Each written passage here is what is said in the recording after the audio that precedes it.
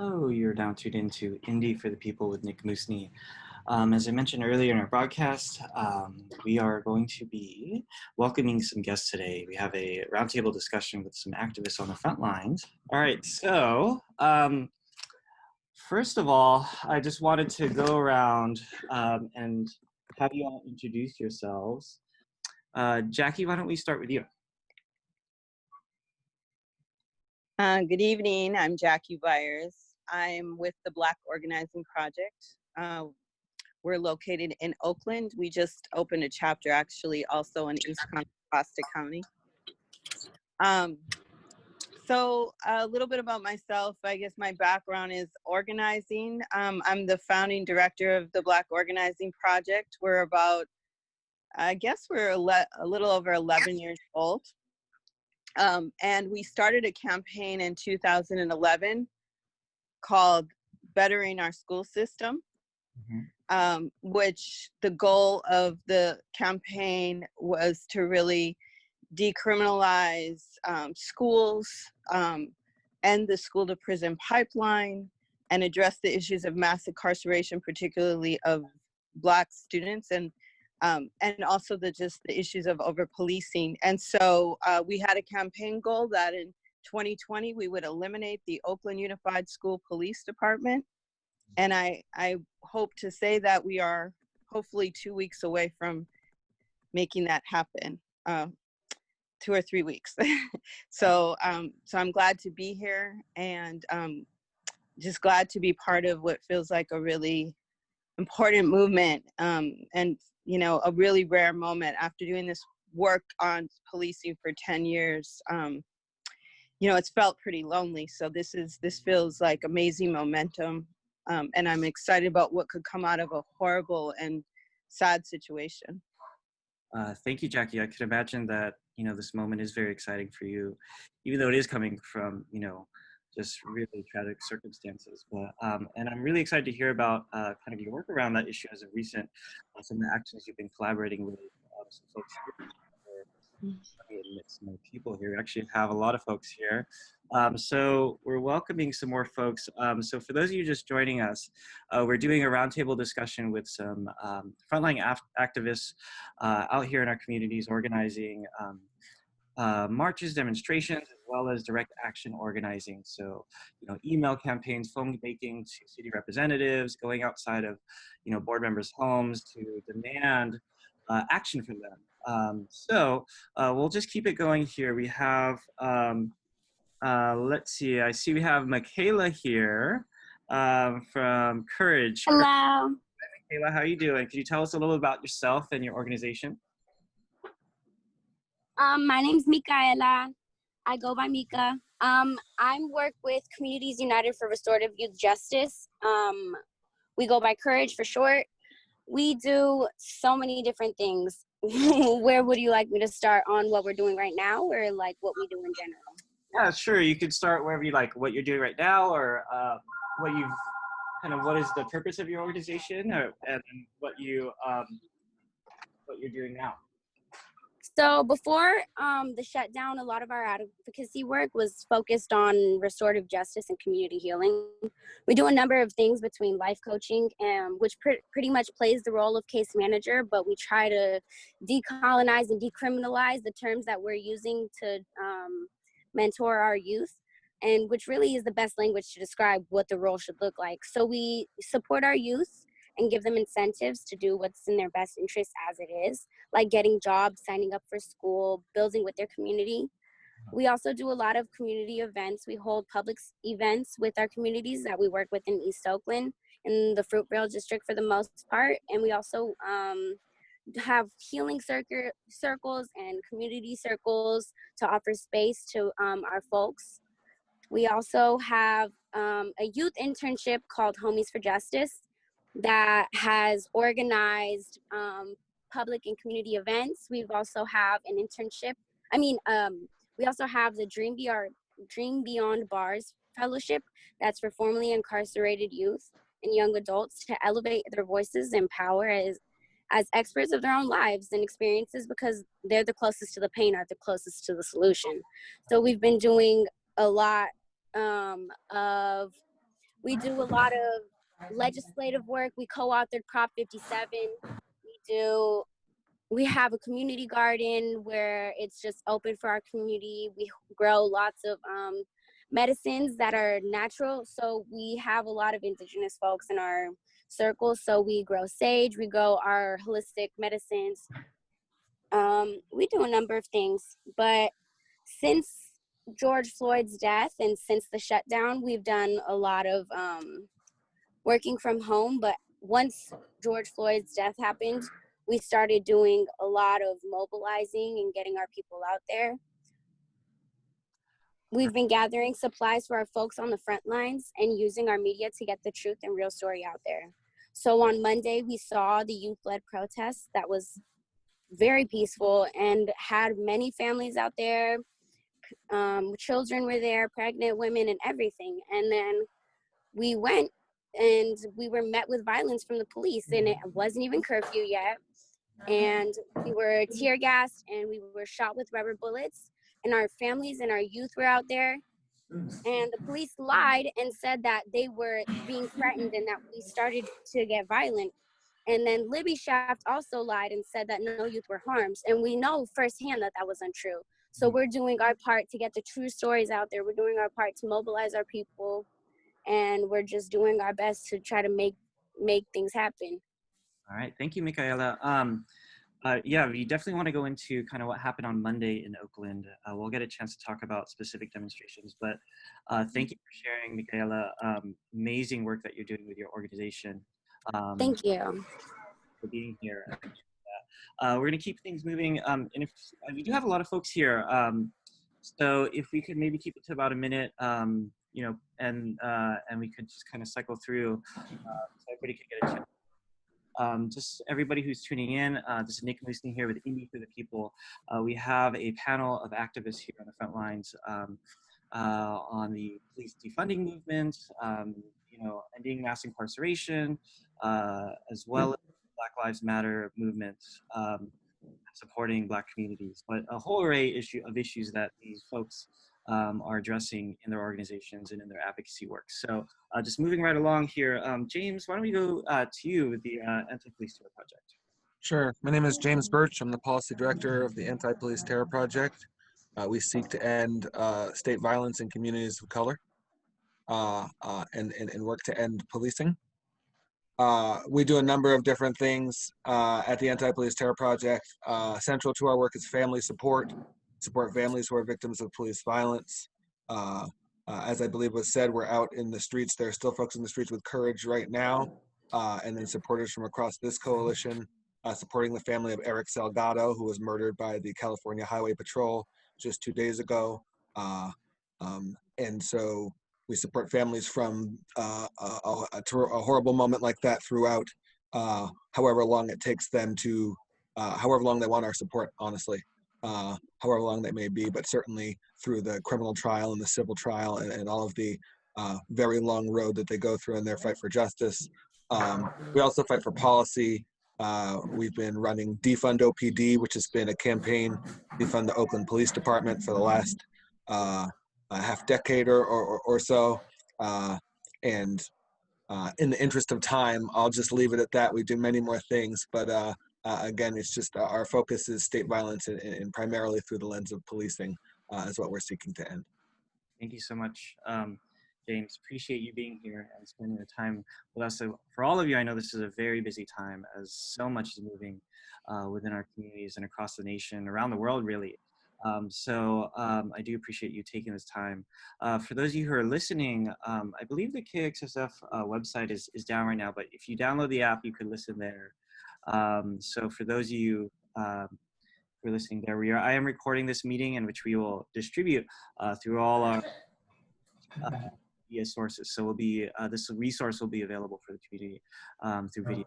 So with Liz Suk with Oakland Rising, could you introduce yourself, please? Hi, my name is Liz Tuck. I'm the political director at Oakland Rising. We're a collaborative of 9 grassroots organizations that are doing movement building for racial, economic, and environmental justice in Oakland. We align with, we have 3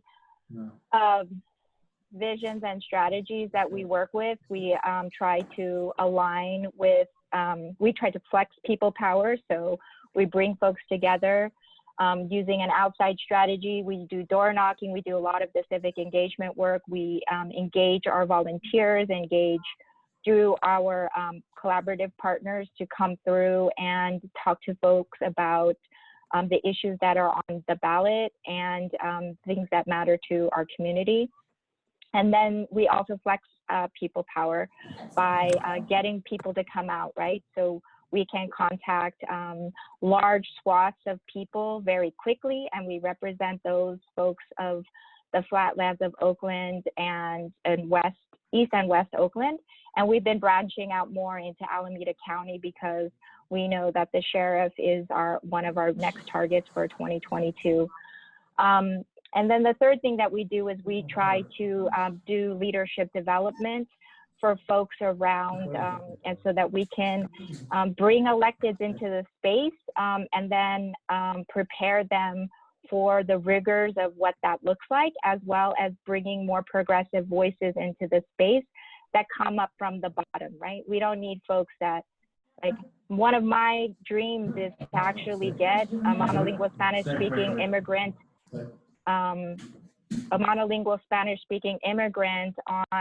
on city council. Let's see how that would flip the script, right? So this is the things that we're trying to imagine and working with our partners to make that happen. Thank you so much, Liz. All right. Is it Roman or Roman? Am I saying your name correctly? Roman. Okay. So you're with Oakland Abolition and Solidarity. Could you tell us a little about yourself and your organization?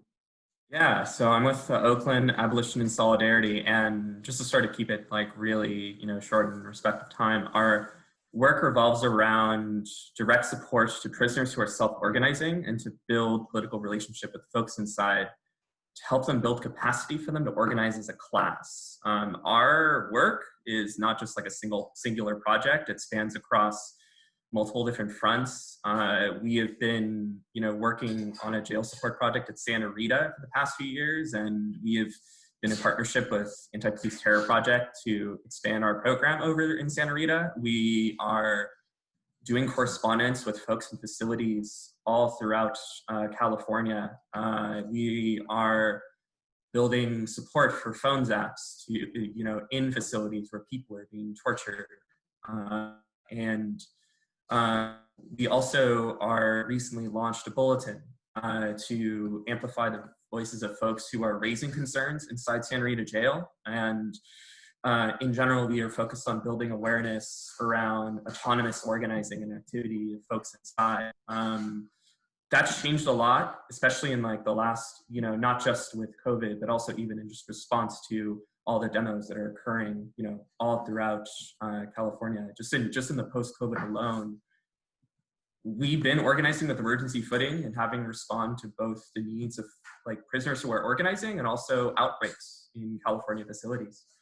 But just in response to the last couple of weeks alone, we've been doubling up in our workload and now we are training people and helping them organize their own jail support programs. So that's been, and we would not been able to do that alone. We've gotten a lot of support from IFTP on it. So that's been a focus of, some of the things we've been doing. And I'm looking forward to talking more about that as the evening goes on. All right, great. Thank you for sharing, and thank you for being here to take the time to be here. We have Tim from Asian for Black Lives. Could you introduce yourself, Tim, and a little bit about your organization? Yeah, hi there. My name's Tim Huey, and I'm a member of the Asian for Black Lives kind of formation out here in the Bay Area. And I'll bring the distinction after hearing from all of these amazing organizations and the work they do that we're not an organization. We're just quite organized, hella organized, if you would. And so we're a lot of individuals, particularly of Asian American descent, that a lot of us are in organizations elsewhere that do work in partnership with a lot of folks out there. But for our purposes of our group here, we are a direct action group, a nonviolent direct action group that has taken the lead from and followed the lead of other organizations, including APTP and Black Organizing Project, to really kind of take a stand and really draw attention and hopefully ignite conversations. We started back in 2014 with the Ferguson uprisings after the murder of Michael Brown, and goodness knows we're still doing these things. And continued with locking down the state building and even Oakland police union. So these have all been actions we've taken in the past, and we continue to do a lot of different creative forms of, as COVID-19 has kind of necessitated, creative types of direct action to really call attention and push those issues forward. Tim, is anybody else out there in the Zoom? Unmute yourself, introduce yourself and your organization. Anybody? I think that covers everybody. Hey. Oh, yeah, hi. this is Terrence. Hey, this is Terrence Long from the Ella Baker Center. That's from Ella Baker Center. For joining us. Yes. Introduce yourself. Thank you for having us. And yeah, really quickly, Ella Baker Center, we work to shift resources away from prisons, police, and punishment, and toward opportunities that make our communities truly safe, like housing, education, jobs. All right. Terrence, you still there? Hello? I am, yeah. Okay, great. Thank you. Short and sweet, love it. So we're gonna, we're gonna do now is I'm just gonna kind of see where we're at in terms of, you know, the issues that we're pushing for, whether it's police reform, police defunding, or police disbanding, and then we'll kind of focus our conversation in more about kind of what are your direct actions happening now, and plans for our communities and what folks out there could do in terms of how they could participate, whether remotely at home or you know, in the streets, if that's something that they're willing and able to do. So just yesterday, Minneapolis City Council members vowed unanimously to disband their police department, citing years of ineffectiveness and misconduct, from thousands of untested rape kits to patterns of excessive use of force, disproportionately affecting members of the Black and Brown community, with reforms increasing in funding, oversight, and training proving to be ineffective. What do you think Oakland or the larger Bay Area needs? Can you talk a little bit about where you stand as individuals or your organization on the debate between police reform, defunding, and disbanding? And if you could maybe just type if you'd like to raise your hand in the chat, and we could do it that way, and try and keep your comments maybe to about a minute. I'm not going to really time us here, but if you guys could type in the chat where we're at with reform. Let's see. Go ahead, James. I see your hand. Thank you. For sure. The Anti-Police Terror Project is an abolitionist organization. We don't think policing is a model that is broken and can be fixed. We think it works this way by design and leads to horrific outcomes for Black people, for brown people, for indigenous people, for LGBTQ folks, for disabled folks, for any folks who are marginalized under this current system, for poor folks. And so the system is broken and it needs to be dismantled. I think what happened in Minnesota and Minneapolis specifically, amazing. All credit to the organizers who have fought not only in this current moment, but for years and years and years to create the conditions for this moment. And this victory is theirs. I know, like many organizers across the country, if we could call for our police to be dismantled immediately, we would, but we're also keenly aware of the city councils and the cities in which we live and the political moment that we're in, and so we're trying to take advantage of the situation and capitalize on the moment. And so for us, that means defunding the Oakland Police Department on the road to dismantling it. And so we're calling publicly for the Oakland, not just us now, the whole city of Oakland is calling for the Oakland Police Department to reduce its budget by 50% or $150 million and invest that money in community programs. We also lift up BOP's demands, and I'm sure you'll hear from Jackie, who's been doing this work for way longer than I have in this area to get police out of schools. I think the whole city of Oakland is lifting up that demand right now. I haven't heard anyone step in the way of that demand. As was said, I think that's something that's just going to be a closed case in a week or so, and it'll be the result of brilliant organizing on BOP's behalf. Yeah, thank you. Bob, the Black Organizing Project. Jackie, could you speak a little bit about that, about kind of what's going on with defunding Oakland PD, your movement there, your actions? Thank you, James. Also just want to say that I feel, this weekend we had a series, well, last week, we had a series of coordinated actions, and Oakland is just beautiful. The level of movement and the level of solidarity, just awesome support. And I'm just so proud of the organizations that have come together with like a vision, not about one organization, not about like turf or ego, but really about figuring out how to get behind a vision together and to support the organizers and the leadership on the ground that is leading whatever piece of that vision. And so I'm just very grateful to everybody who's actually on this call who is part of that. So yeah, for us, we want police-free schools, which is just a start. But we want to we want to abolish the Oakland Unified School Police Department. A lot of people don't realize that Oakland, which is one of few across the country, has its own police department under the school, as well as having OPD that come onto the campus. So we're not interested, and we've always said we're not interested in training the police officers. We're not interested in trying to reform the police officers. Law enforcement should not be on campus. And we are, and in terms of, so that's what we believe. I'm actually from Minnesota originally. So I was moved by what was going on, both grieving about what was happening. I was an organizer. My first organizing campaign was police accountability, police brutality, and did a lot of also housing organizing in Minneapolis. And I am just really proud right now to see the schools ending their contract with the University of Minnesota as well as Minneapolis Public Schools with the police department. I want to encourage all the schools that are ending their contracts with resource officers to not get confused and think that having a school police department is an alternative. Police are police, and that's why we're calling for police-free schools. It's not just about ending contracts, it's a political vision, it's a political analysis. And so, sometimes folks will trade one law enforcement agency for another.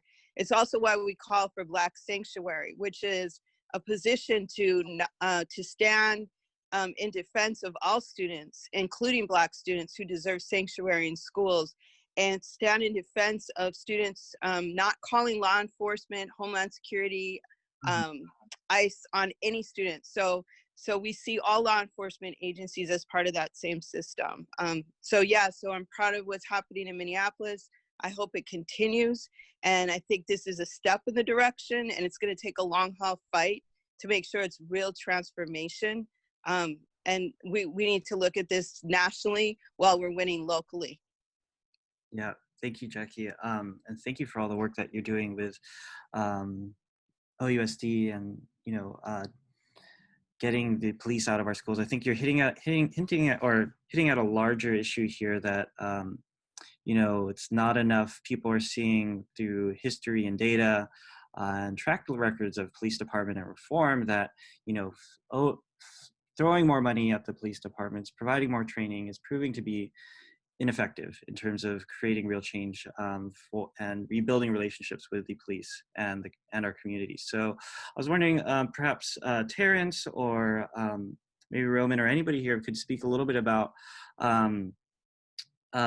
if, a lot of folks, for listeners who might be thinking and listening to this and thinking, well, how is that defunding or taking police out of schools or communities is going to, how is that going to make things safer for us? If anybody would like to respond to that question, feel free to unmute yourselves, please. This is Liz with Sure. Oakland Rising. I think that one of this is a moment, right? And this is a moment for us to have a new imagination, that collectively we can have a new imagination about the world in which we want to live in.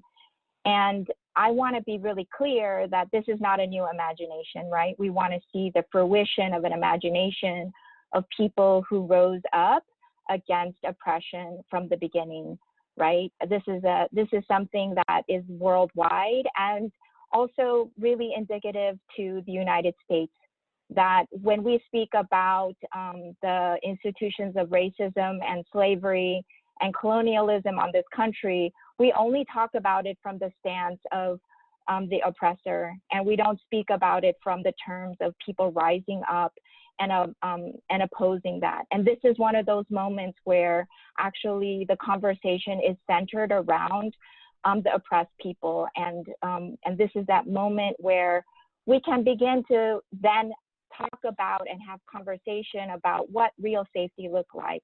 What does it look like to fund schools? What does it look like to have public health? What does it look like to provide housing for our community? What does it look like to ensure that we have food on our tables, that when we are hit by a pandemic, we're not worried about how much mutual aid we can put together so that we can feed somebody, make sure they're not living in their cars, that we could actually have a system where collectively we're taking care of each other. Yeah, thank you. I didn't mean to cut you off, Terrence. Thank you. Oh, yeah. Oh, no problem. No, that was great. And also, we also need to reframe as society what safety means to us.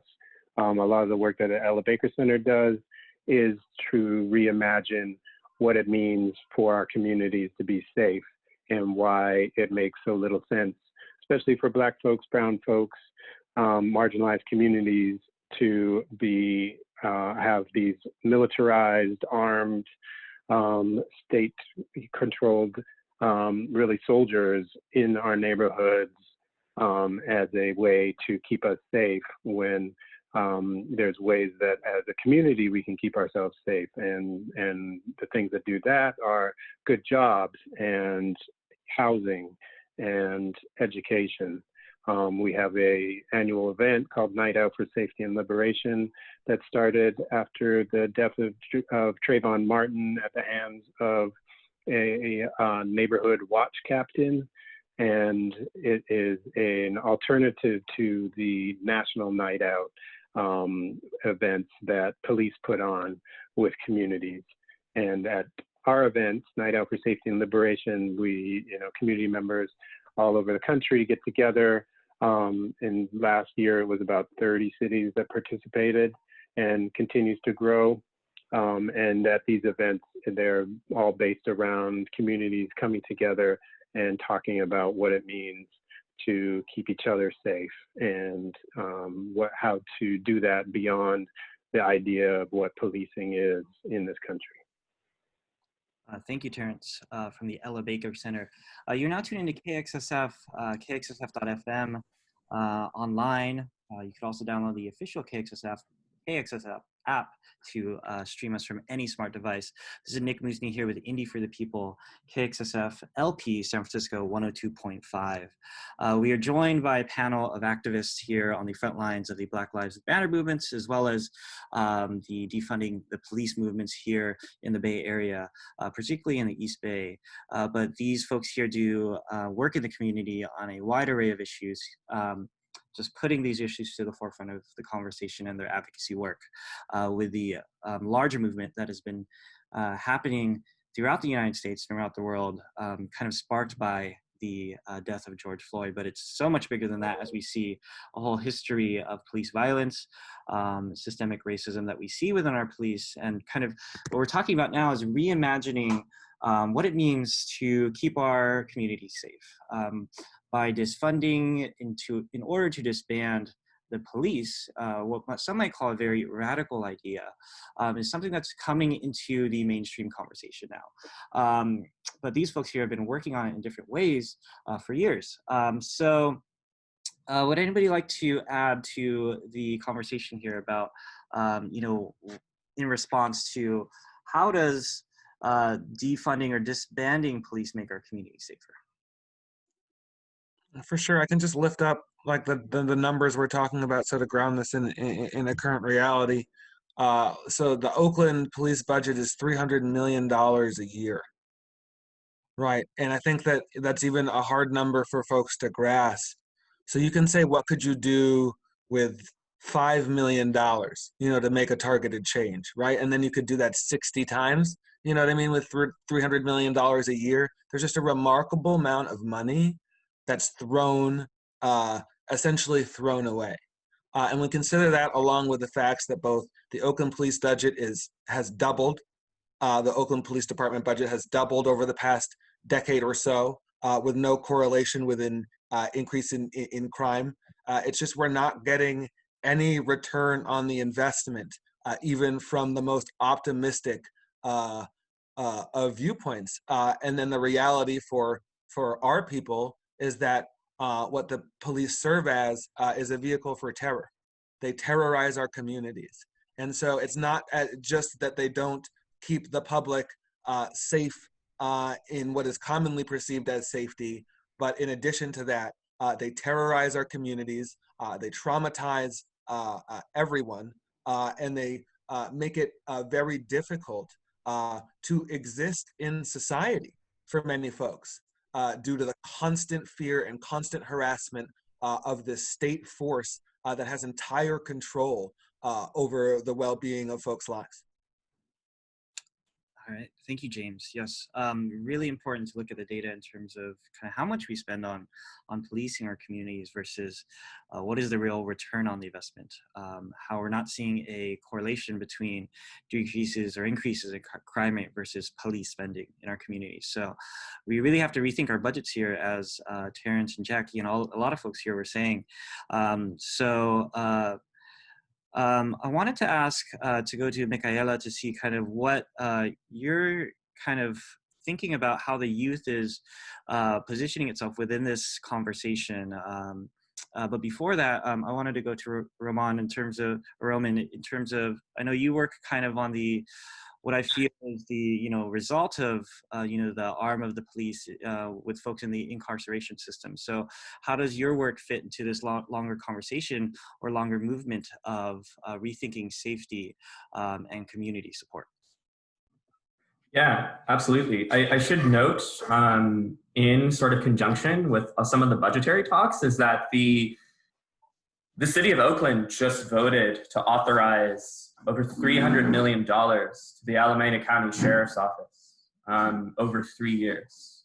And they did this just a month ago. They did this in the midst of a pandemic. And so we want to lift up this sort of, conception of abolition, that it's not just abolishing just the physical prisons that exist. It's abolishing, and to paraphrase from Ruthie Gilmore, it's about abolishing the conditions by which policing and prisons are the solution to problems. The idea is that we want to address the conditions of life in order for us to just truly end the paradigm of policing and incarceration, and to build a world of, collective joy that's easier to live in, that does not necessitate poverty and neglect.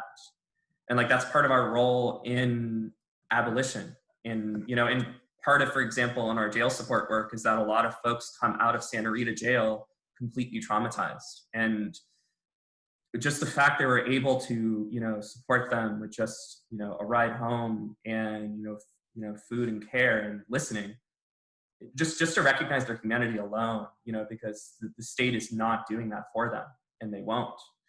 And so that's sort of where a lot of our work is falling into in this moment and in the larger moment, in the abolition movement. It's about finding ways and imagining alternatives to the structures that the state is creating that are punishing people and torturing them, and then, just to keep it concise in that regard. Yeah, thank you for that. So Micaela, I wanted to go to you and kind of get a sense of, you're very involved with kind of the youth movement here within this larger movement. What is your sense of what the youth is saying about police and what they expect to see from our city officials and decision makers? Well, being from Oakland, a lot of our youth grow up with a level of consciousness of what's going on. We see our neighborhoods being criminalized and our community members. We see the police in our schools. And because we're home of the Black Panthers, of course, we're seeing we know, we're taught about a lot of systems. At least I can speak for myself.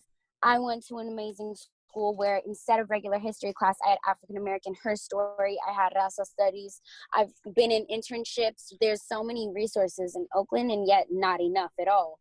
Because I also know that many students are in schools where they don't have enough textbooks, they don't have enough desks. We have 30 students to one teacher who's a first-year teacher and is from the suburbs and doesn't connect with our students. I think our youth are seeing that there's a problem, and we're seeing the patterns. And with social media, we're seeing all these hashtags come, and with those hashtags, we see resolutions. And so there's a level of awakening happening in this generation that we haven't seen and hasn't been possible because it's being outreached to so many people via media. So I think a lot of youth are feeling angry, and they're getting tired of having to see these hashtags. And they don't even realize that this is just the beginning, that this isn't new. Well, it's not the beginning, but it's still very new for us. And just because we're seeing hashtags left and right, but this has been going on since those boats landed on this land. I think there's a lot of rage that people are feeling, especially our youth. We're seeing our people being killed in the streets, our kids being put in cages. Oakland is heavily populated and with Black and brown folks. And we're seeing white people move in and gentrifiers come in and take our homes, and police coming in and changing, and the whole culture of our neighborhoods being changed. I think there's a lot of youth that are getting tired of everything going on, and they want to stop this and they want to see change. Thank you, Michaela.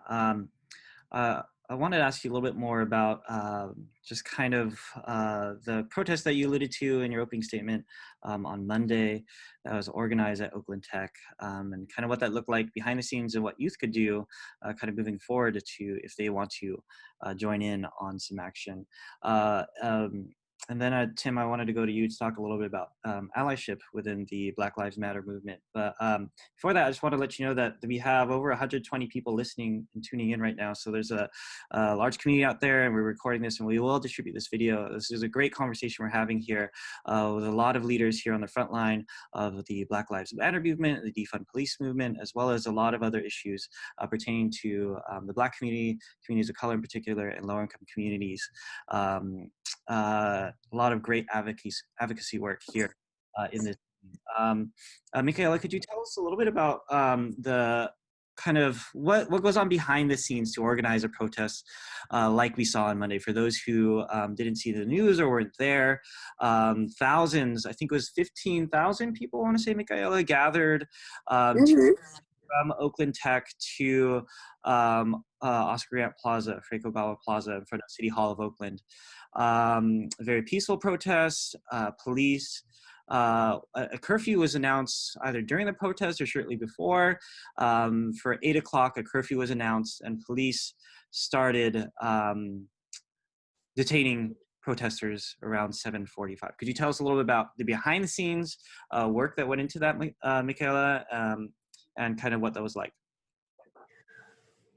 So for the behind the scenes, there was a lot of just organizing with the youth. There's just outreaching and trying to make sure there's a safe route for people. At least for me, I wasn't part of the organizing.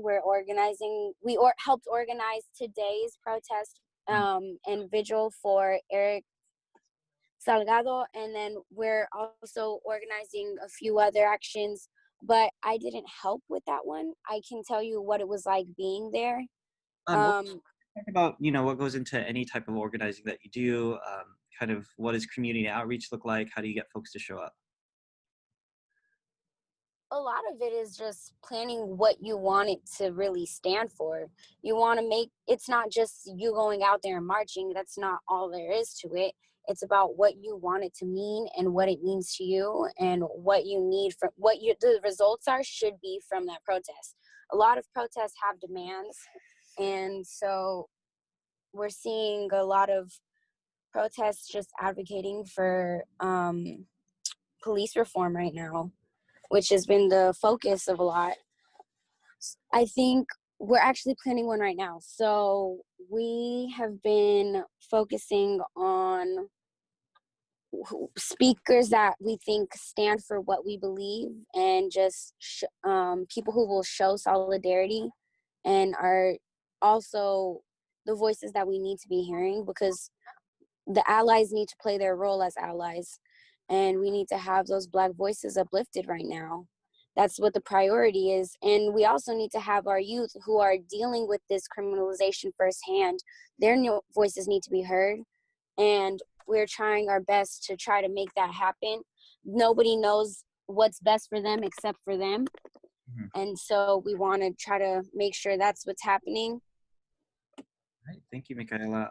Yeah, you alluded to some interesting points about, a lot of folks are organizing some demonstrations out there, but you said, kind of highlighted the importance of having demands and knowing who you want those, who could influence to make decisions to have those demands met. So I know that, Tim, you talked about how you're direct action oriented. And could you speak a little bit about what that means and also what it means in the context of the Black Lives Matter movement as an ally? Yeah, absolutely. I think first and foremost, recognizing that a lot of the benefits that Asian Americans enjoy here in the U.S. are consequences of a lot of Black activism and leadership going back to the 60s and 70s and immigration, which is a whole ethnic history, ethnic studies sort of course 101. But I really want to focus on the fact that we do center Black leadership and kind of follow the lead of who they believe are the right targets right now for really uplifting all of our struggles. And so whether that's with BOP recently marching or caravanning on Oakland Unified School District board members and being strategic about it. And that's something that we came in with caravanning to the Asian American school board member, their home, and speaking to that with Asian American families that are in Oakland Unified School District. I think there's often in history been a tendency, at least looking at it from a certain mainstream perspective, to try and use Asian Americans as a wedge, saying, model minority and what have you. And that's something we absolutely reject and really focus on bringing up. And so, yeah, our values are around centering Black leadership and organizing our own people. And so a lot of that comes down to having conversations with our own families, our own neighbors, our own community members that maybe have a different perspective or haven't ever really dived into these issues. And especially whether it's because of language access or what have you. There's been a lot of amazing projects that have come out in the last 5 years around kind of language access to this issue. 18 Million Rising is an online Asian American advocacy org that has put out some in-language work, and as well as Letters for Black Lives, which has done it in, I think, 30 different languages, kind of an entree into that conversation with monolingual relatives from everything from Hmong, and who knew had 2 different colored dialects, to Vietnamese, to Chinese, and Korean. So there's a lot of amazing work going there. So yeah, it's really just about following that lead, and then seeing where we can really be strategic about putting that in. Thank you, Tim. Jackie, I see your hand there. Just before we move forward with the conversation, I just wanted to respect everybody's time. I said that this would be about a 45-minute conversation. We're coming up to 7:15. If you do have to go, totally, that makes sense. I know there's a lot of work out there for us to do, or just to rest. So if you do have to go, please go ahead and unmute yourself. And if there's any last words you'd like to say to the community, to our listeners out there about how they could participate, or think about this movement and maybe participated in it, whether from their homes or in their communities directly, please speak now. Otherwise, we could continue the conversation. Anybody out there? All right. It looks like we're on. So Jackie, why don't we go to you? Yes. Okay, I actually probably do have to go. So I was just thinking about the caravan, and I just wanted to say we need to go back to Director Yee's house, because there was just a delegation meeting with him, and he's still pretty much aligned with law enforcement. And so what we find a lot of times, we've been working and pushing this school district over and over again, and we find like folks will bring up data and we'll bring all the data to them. And then folks will bring up, well, we don't have a plan, and then we'll create a plan. Folks will bring up, we need, broad support, and then we'll have like the whole city supporting us, and still have to face constant opposition, because this is a deep political conversation, and a lot of times it's rooted in anti-Blackness. And so it's why when James is talking about budget decisions, that we have the same kind of microcosm in the school district. They're laying off teachers, they're cutting special education, they're cutting all of the program supports that make campuses work and healthy.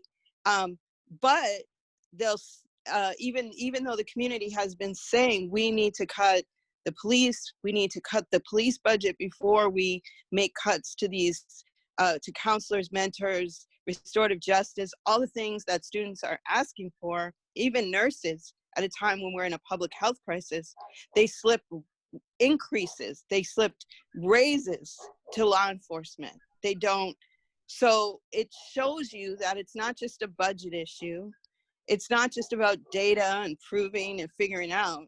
There is a real political contradiction that has to be exposed, that with folks that are in our institutions that are supposed to be progressive, sometimes are people of color that are very, very aligned with law enforcement, and a lot of it is also rooted in anti-Blackness. And so when we do these fights and these strategies, we have to push the bigger political uncomfortable conversation, because that's what we're fighting for. It's not just policies and campaigns. It's not just one win here.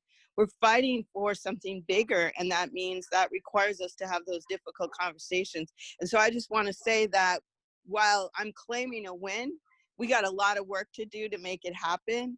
We have, we need 4 votes, and we have three strong yeses and 1 on the fence, and we also have other school board members that are opposition. So we still need folks to call the Oakland Unified School Board members. We also, if you can follow us on Facebook, Black Organizing Project, Twitter and Instagram, but we give constant calls to actions. But we really want people to call, text, email, send letters of support saying that you support the George Floyd resolution to eliminate Oakland Unified School Police Department. It will be presented on this Wednesday. We're asking people to join the Zoom call this Wednesday. I believe it'll be advertised on our site and also on the school board site. The meetings usually start at 5:30. We ask people to give public comment saying they support the resolution, and then we're going to need you to participate in actions with us leading up to the 24th vote. We can't get comfortable. These folks have proven to do underhanded things. They passed an increase and they signed a contract with law enforcement after a public meeting during the pandemic. So we have to be on top of them. They have to know we have mass support. So I just want to ask folks, if you believe in this, like, ride with us to the end, and let's win this one together.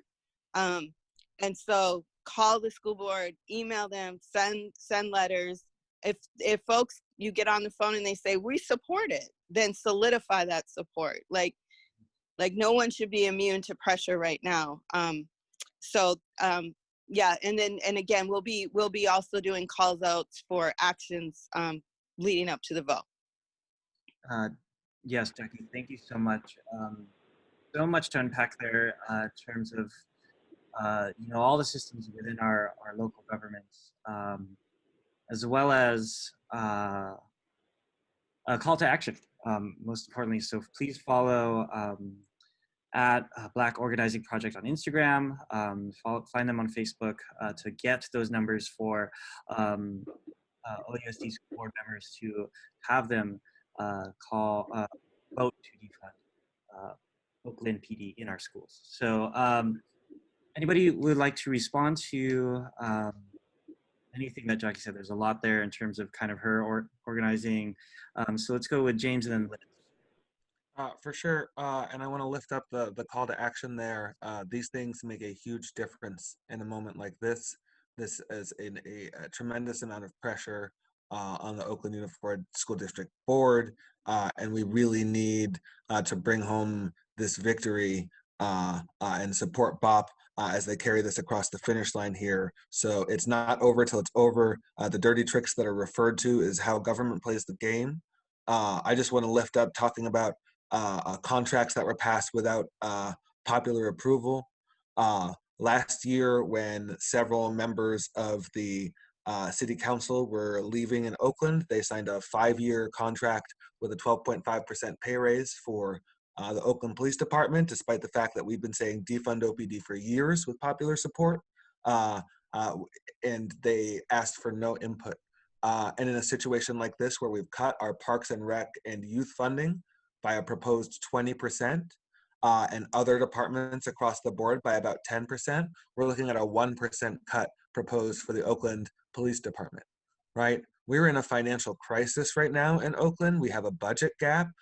We have a gap in our pensions that's hundreds of millions of dollars. Like, we're in severe financial jeopardy, and anyone who looks at our budget knows, and even our city auditor and the city administrator both say, admit on record that we need to do something drastic to change course before the financial situation gets worse in Oakland. The obvious thing to do when 40 cents out of every dollar, 40% of the general fund, or $300 million goes to the Oakland Police Department, is to cut their funding, right? So we're spelling out the contradiction here. As Jackie mentioned, anti-Blackness plays a huge part, right, in what we're facing, because any logical person would have done the logical thing, which is to defund the police department years and years and years ago. Yes, thank you, James. Liz, can we go to you? You mentioned earlier the importance of electing officials that reflect the needs of the community. Could you kind of respond to what Jackie or James was saying, but also to the idea that, even like people of color, progressive, with a progressive agenda, that they're not making the decisions that reflect the wants of our community. Could you talk a little bit about that? Yeah, I think, and Jackie, thank you for what you were saying about, Director Yee, because actually I was on that call with him. And this goes to the point that I wanted to make about organizing, is that particularly when you're trying to push policy, that you need to have an inside-outside strategy. And the outside strategy is the mobilization of people, right? The thousands and thousands and thousands and millions of people who are hitting the street every single day in defense of Black lives, and in defense of Black power, and in defense of the Black futures, right? Like, this is an important and critical moment that folks are coming out in that space. And then for folks like us who have been working hand in hand together around policies and very specific changes that need to be made and to bring the shifts that need to happen, that there needs to be a movement around working with people on the inside. Sometimes it's oppositional. Sometimes it becomes like a very adversarial relationship, and other times it becomes about really trying to figure out, how do we align ourselves with progressives, and how do we get people to align ourselves with our progressive values and the values that uplift people's lives and their lived experiences, right? When we hear words like data, that's par course for white supremacy, right? So when we hear people say, oh, that's just one story, that's par course for what we understand as it's illegitimate, right? that the lived experiences of the people on the street is necessary. We need to hear those stories. We see all the art, we see all the culture. People have been talking about this for years. Like I was like listening to one of the many great kind of FTP playlists that are out there, and my kids are listening to it and they're like, who's this? I was like, you don't know Public Enemy, blah, blah, blah. And I'm talking about it with them. And they were like, how old is this? This is like the olden days. And I was like, baby, we've been fighting. Black people have been fighting for freedom for a very long time. These are not new ideas. These are not new things that we're fighting for. And that we are here to lay our lives down for this.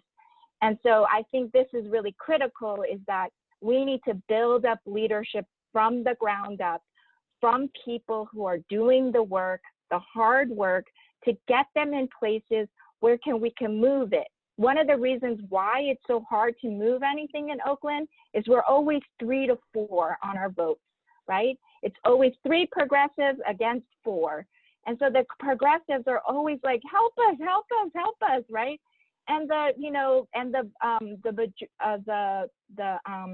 the real conservatives on this, on our board and of education and in the city council, and we have an Alameda County Board of Supervisors that is completely conservative. We have maybe 1 vote, maybe, right? Sometimes.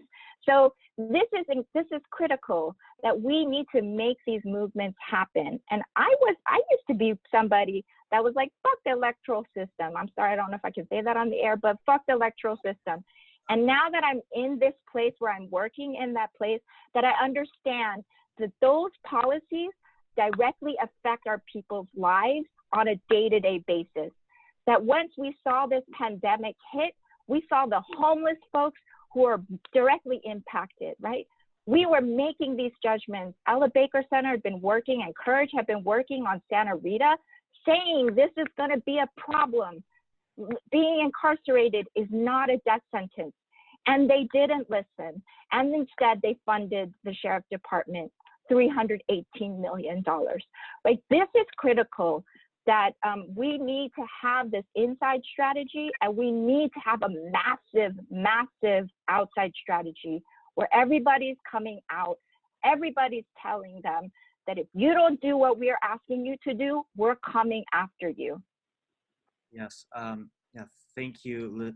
Thank you, Liz. A lot to unpack there as well. The inside-outside strategy of organizing, going directly to our elected officials, but also having conversations within our own communities, between communities, to influence those decision makers. We had somebody here join us, Rebecca Ruiz.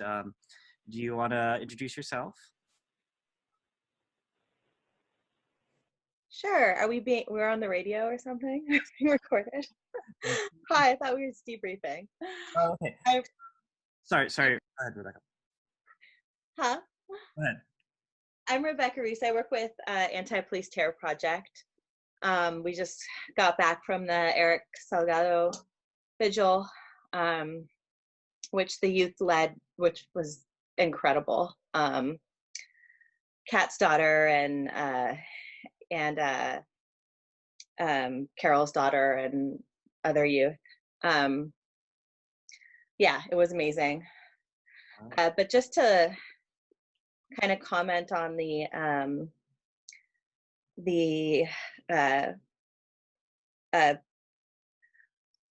diversity of tactics around organizing.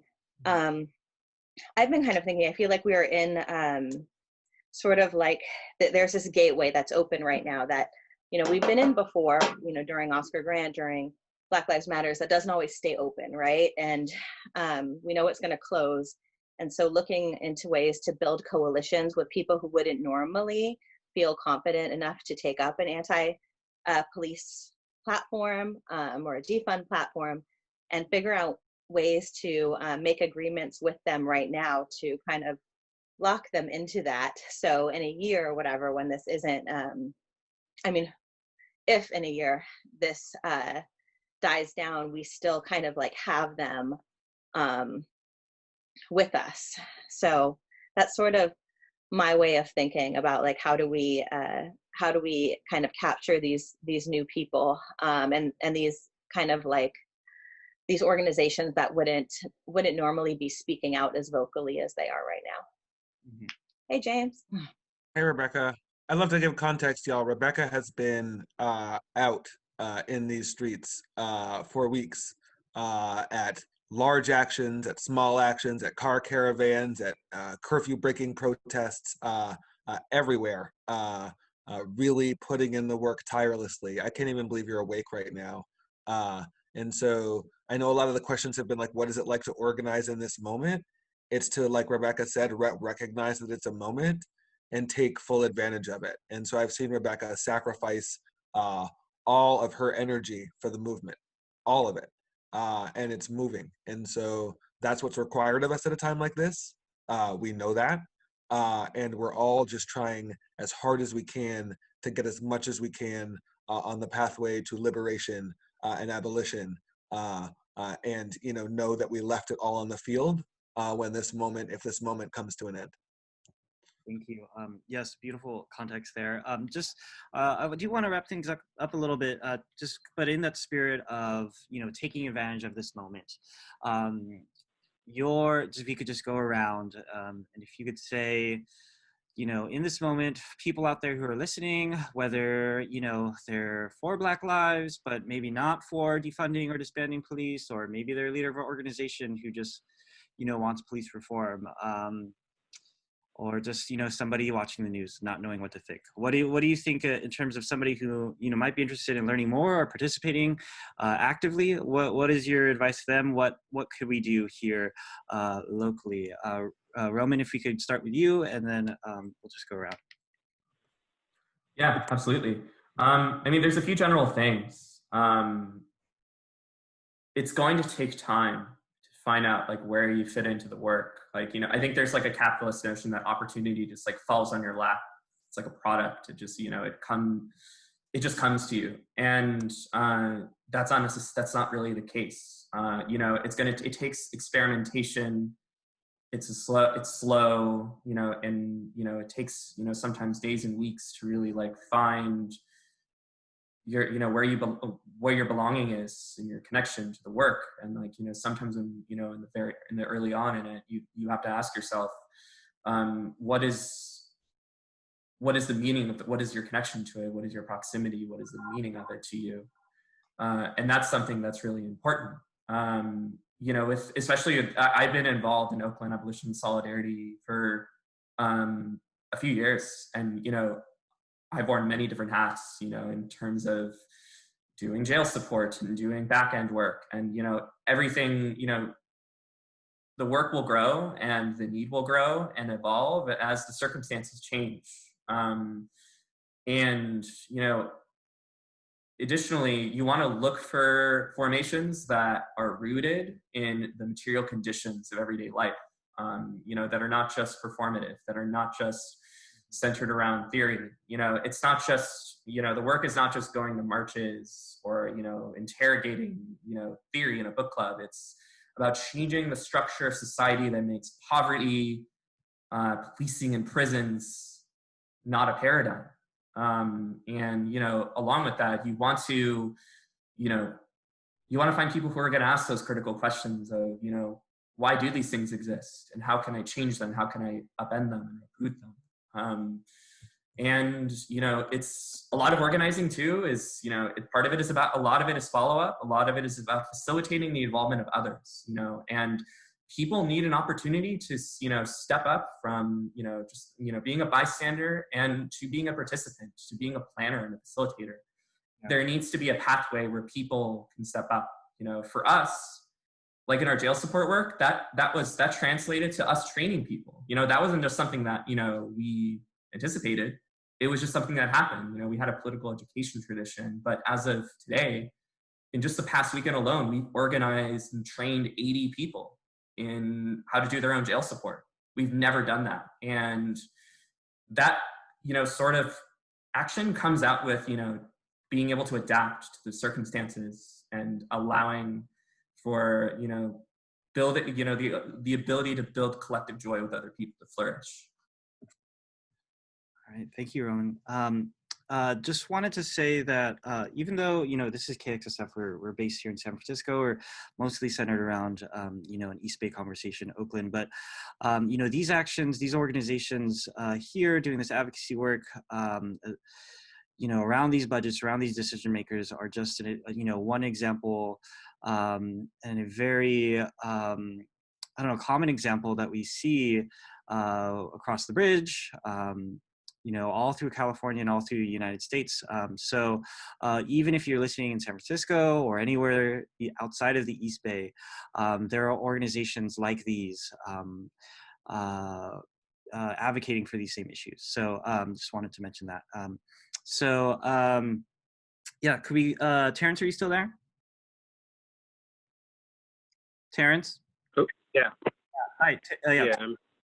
So Terrence from the Ella Baker Center, could you tell us a little bit about, if you were to send a message out to our listeners, how could they participate either remotely at home, virtually, calling, emailing, whatever it is, or out in the streets? Yeah, I mean, I just want to say, like, if you consider yourself pro defending Black lives, if you feel that Black lives truly matter, you need to reckon with the fact that the criminal justice system is not broken. It's working exactly as it was intended, which is it was designed to keep Black folks under control. And we're seeing today, we've been seeing for weeks now, brave people on the streets, through social media, on the news, but especially through social media in ways that we haven't seen before in our history.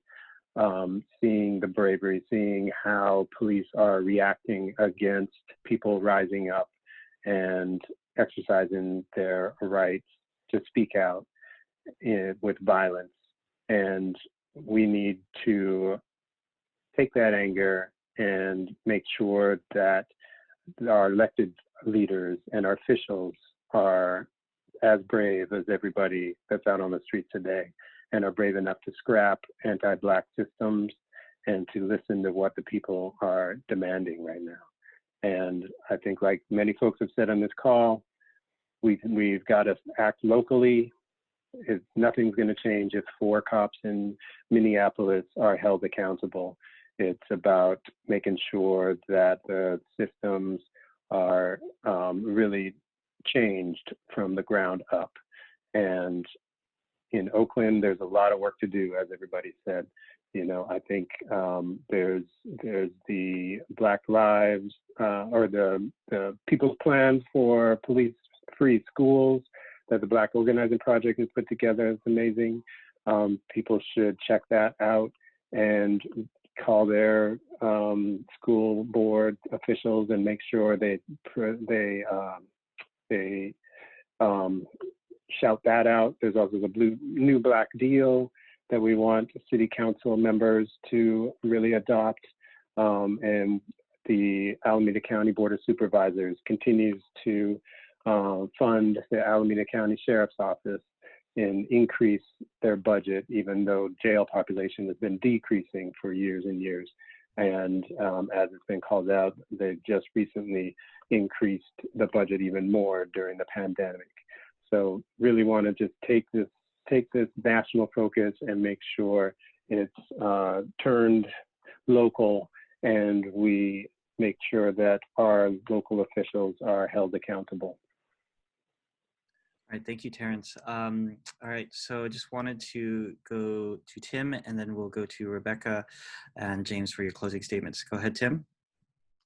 Thank you again for kind of convening this for folks, and thank everyone for listening. I guess I'll start by saying, it's about imagination when it comes to why defund the police. How is that going to keep us safe? And how we've allowed our imaginations to be limited to thinking this is the only way that we can be safe is with a cop with a gun. And I mean, I've seen it out there in the streets where people have made people safe through many different types of conflicts without a gun and without a cop. So it can be done. I mean, speaking of allyship, I was just seeing a Facebook thread with some Chinese American friends over in San Francisco that are sons of immigrants. And so when I pointed to defunding the police. They're like, no, reform. And then it devolved into a kind of joking thread. But I think worth pointing out of, well, if you're going to completely do away with it, then we have to imagine something else. How about Paw Patrol or RoboCop?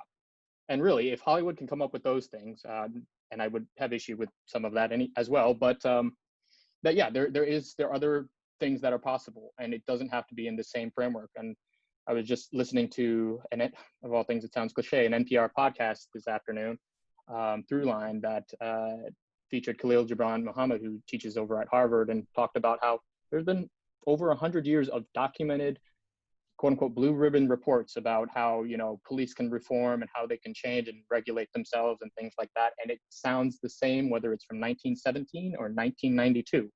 It always sounds the same, and we're still here.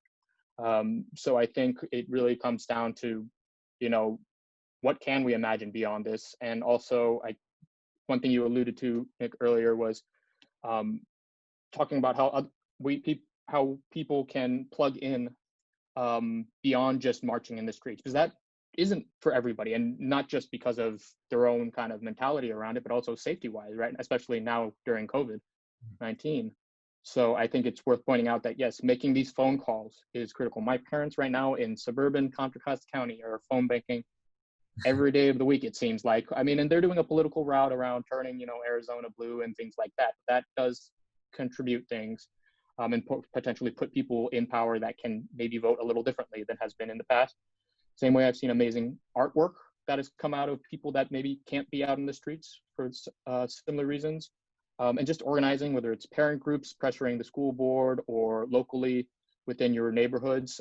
There's a lot that can be done that doesn't have to be out there marching in front of a police line with tear gas. So I don't, not to diminish any around anywhere, but there's a lot that can be done. And so there's really no excuse, but also a lot of opportunity for folks. All right. Thank you, Tim. Rebecca or James, did you want to share some last words? Rebecca, you could start. Sure. I mean, to put it bluntly, like radical woman of color, transformative justice feminism, like put the smack down on the system. No, but, and building coalition, being consistent and being humble. I totally agree with Tim, though, that many people don't realize they have an organizing network that they don't think of as their organizing network, whether it's like their work or their church group or their friends. But definitely building coalition. I was on a call this morning with labor activists who are part of Global Labor University, which is like India, Germany, South Africa, here. And they were all, a Minneapolis labor organizer had called it to discuss like how we could push labor unions who normally are not on our side on this issue, how we could push them to call out the Police Officers Association as not a union, but a crime syndicate. And how we could make that into like a formal agreement we had with them. So definitely looking for those kind of coalitions, and remembering to lift up the voices of people who've been victimized by police or family members who have lost people. Because I don't want to walk away from demonstrations knowing the names of all the organizers and not the family members. Like we need to lift those up and constantly recenter, because the media is not looking at them ever. The media is looking at people burning down targets, which I'm not making a judgment of. And sometimes that's family, hey. But we need to constantly be putting the focus back on families, because for them, justice is people knowing the name and what happened to their loved ones, and also making sure it never happens to anyone ever again. Thank you, Rebecca. James? For sure. Like Rebecca said, centering the victims of police violence, having the privilege of having worked with family members, I understand a little bit better what it means to lose, although I could never understand what it means to lose someone to police violence, and how important it is that we lift up and carry on all the names we can, forevermore. And so I know everyone who's been in this work knows that is canon. And so then with respects to this moment and what people can do, they can believe in us as Black people, as intellectuals, as thinkers, as philosophers, as people who can imagine a better system, right? Black people from across the entire country forever have been saying that the system doesn't work for us. Not that it needs to be tweaked, not that there needs to be some small adjustment, that the system doesn't work for us. And I think we're finally getting to a point where the chorus of voices that for generations have been making this call are really getting listened to on a national level. And so when we say this isn't working, folks are trusting that we have a rational and grounded, where we're reflecting a rational and grounded reality, you know? And so it's still frustrating to this day when we say things like defund police and people say, oh, that's never possible. But I don't fault people for their loss of imagination in a system that has been designed to strip everyone of their imagination, right? And all we can do is try to continue to open people's eyes and take moments like this where folks, where their hearts are open, where their empathy has, torn open their heart and allowed them to imagine a better tomorrow, and really take advantage of it. And so that's what we're trying to do. That's why we're doing countless media interviews, right? That's why we're here, just out here trying to speak what we feel is the truth of our people to the world, because they're listening. All right. Well, thank you all so much for your time. I know there's so much work that you have done and you continue to do tirelessly with great intention and effort. So thank you for everything that you do and the time that you've taken. This record I'll be sending it out to you all, so you can distribute or do what you will with it. But again, thank you for being here, and thank you for. All right, and thank you for having us on. Of course. All right. Thank you. Thank you.